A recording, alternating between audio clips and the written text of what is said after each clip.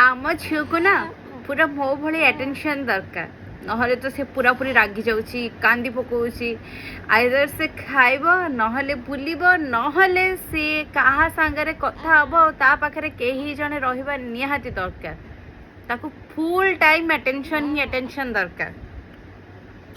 बड़ कथा है ये टाइम रे ना मु वीडियो बनै पारुछि ना एडिट करि पारुछि ना आपनक सहित कनेक्ट हेकि रहि पारुछि बहुत जन माने प्रश्न पचारथिले दीदी सीरियल करिवे कि नाही तो देखि पारुथिबे मु ए छुआ को नै कि केमती सीरियल करिवे आज्ञा टिके बड़ हे जाओ तापर चिंता करिवे जेमती आपण माने मिस करछथि सेमती मु भी मिस करूछि मो काम को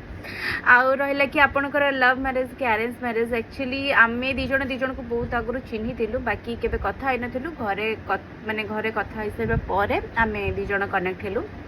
आउ डिटेल्स मु आपण मानकु मोर स्टोरी परे कहिबी आउ रहिला कि हेयरफॉल कथा फिलहाल एबे मोर हेयरफॉल हे नाही किंतु मु सुनुची समस्त 3 मंथ्स परे हेयरफॉल एक्चुअली स्टार्ट हुए देखा जाओ कौन होउची एबे तक तो हे नाही छुआ जे माने छुआ हसिले छुआ कांदिले कि बसिले एमती कोन हेयरफॉल हुए बोली मु सुनिची देखा जाओ नर्वस तो लगुची माने हेयरफॉल कथा सुनी कि किंतु हेले भी मु या मुह देखिक सब भूली जीवी आउ फिलहाल आज ये वैक्सीन नहीं ज्वर तो एबे तक आसी नहीं किंतु जना नहीं राति रे कौन हम कौन नहीं ताकू जगिक ही बसी देखु मो मुह को चाहे केमती खेलुची हाँ हाँ हाय कह दियो कह हाय हाय हाय मो गेलीटा मो हजबैंड कौन जॉब करिसेंती सेटा एक्चुअली मु एथि पय माने आपन को प्रश्न रो उत्तर दउनी मु वेट करिछि को दिन से फ्री हेबे से तांको मोहरु तांको जॉब विषय रे कहबे आ सेटा ही बेटर हबो मो कहबाठू तांको कहबाटा ही बेटर हबो ना कोन गेली मा है ना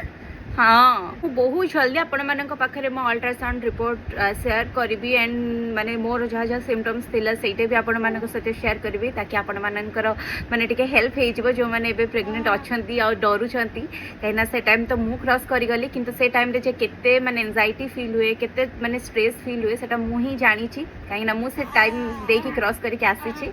सो सेटा भी मु बहुत जल्दी करी आपण माने अपेक्षा करि थांतु सबुठु बड़ कथा होची मो झियर फेस रिवील आज्ञा हाँ मो फेस रिवील करेबी जेहेतु एबे छोट पिला मते भी टिके डर लागुची एप्रिल मे रे ही मु फेस रिवील करेबी आपण मानक पाखरे आपण माने देखिबे निहाती कमेंट्स करिवे आ सेते पर्यंत वेट करंतु एबे जहाँ भी ब्लॉग माने मु अपलोड करछि सेटा को भल पाइबा दियंतु मते आशीर्वाद करंतु मो झियो को आशीर्वाद करंतु ढेर सारा भल पाइबा दियंतु बस राधे कृष्ण।